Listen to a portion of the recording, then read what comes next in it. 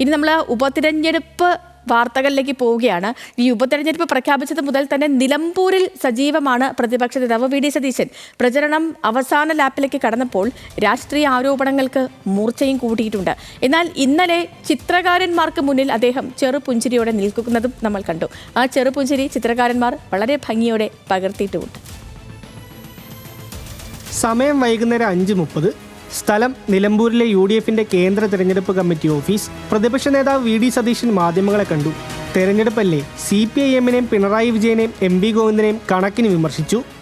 എല്ലാ കുടുംബങ്ങളിലും ഈ സർക്കാരിൻ്റെ ദുഷ്പ്രവർത്തികൾ മൂലം ഉണ്ടായിരിക്കുന്ന ഇരകൾ ഒരാളെങ്കിലും ഒരു വീട്ടിലുണ്ടാവും. അതുകൊണ്ട് തന്നെ സർക്കാരിനെതിരായ അതിശക്തമായ പ്രതിഷേധമായി ഈ തെരഞ്ഞെടുപ്പ് മാറും. ഈ മുഖ്യമന്ത്രിയെ പോലെ ഒരാൾ കേരളത്തിൽ ഒരു മുഖ്യമന്ത്രി ഇതുപോലെ മാറി പറഞ്ഞിട്ടില്ല. തുടർന്നായിരുന്നു പ്രധാനപ്പെട്ട കലാപരിപാടി.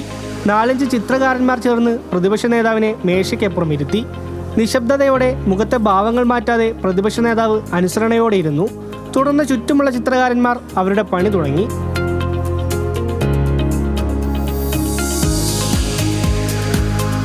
നിലമ്പൂരിന്റെ നന്മയ്ക്കായി എൻ്റെ വോട്ട് ആര്യടൻ ഷൗക്കത്തിന് എന്ന തലക്കെട്ടിൽ നിലമ്പൂരിൽ ഒത്തുകൂടിയ ചിത്രകാരന്മാരായിരുന്നു പ്രതിപക്ഷ നേതാവിന്റെ വ്യത്യസ്ത ഭാവങ്ങളിലുള്ള ചിരിതൂകുന്ന കാരിക്കേച്ചറുകൾ വരച്ചെടുത്തത്.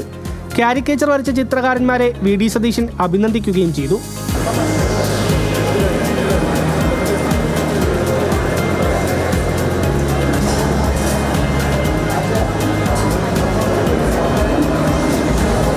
ഇവിടെ ആര്യടൻ ഷൗക്കത്തിന്റെ തെരഞ്ഞെടുപ്പ് പ്രചരണാർത്ഥമാണ്.